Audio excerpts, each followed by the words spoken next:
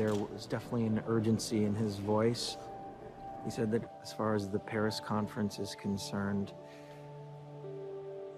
he felt it was a step in the right direction, but certainly not enough. He feels we all need to keep speaking out about this issue as loud as we can, and that we must immediately take action. But more than anything, he said to pray for the human race.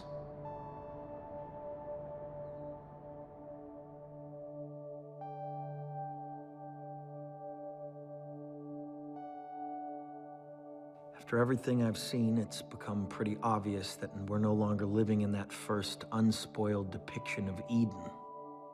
We're in that second panel, what Bosch called humankind before the flood.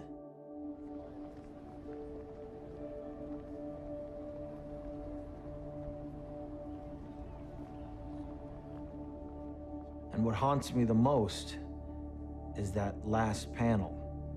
The one with the charred, blackened skies, a planet that we collectively have left to ruin. The question is, can we change our course in time?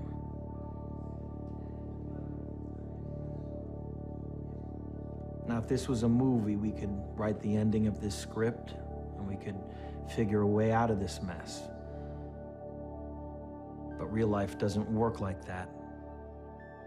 And we can't pretend that we know how this is going to end.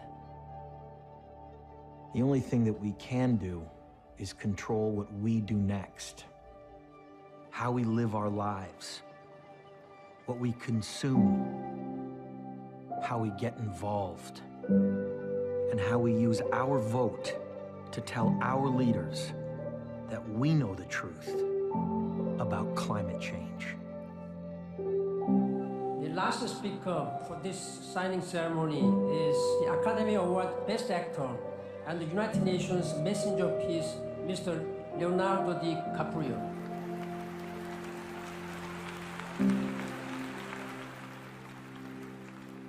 Thank you, Mr. Secretary General, for the honor to address this body. And thanks to the distinguished climate leaders assembled here today who are ready to take action.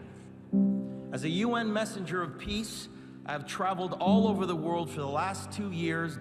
I have seen cities like Beijing choked by industrial pollution, ancient boreal forests in Canada that have been clear-cut, and rainforests in Indonesia that have been incinerated.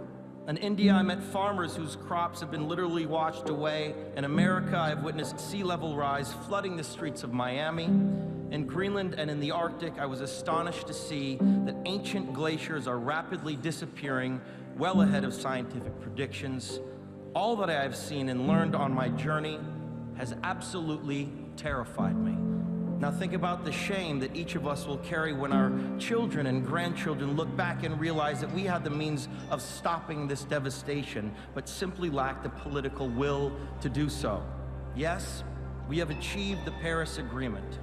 More countries have come together here to sign this agreement today than for any other cause in the history of humankind, and that is reason for hope.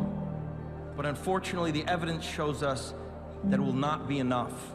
A massive change is required right now, one that leads to a new collective consciousness, a new collective evolution of the human race, inspired and enabled by a sense of urgency from all of you.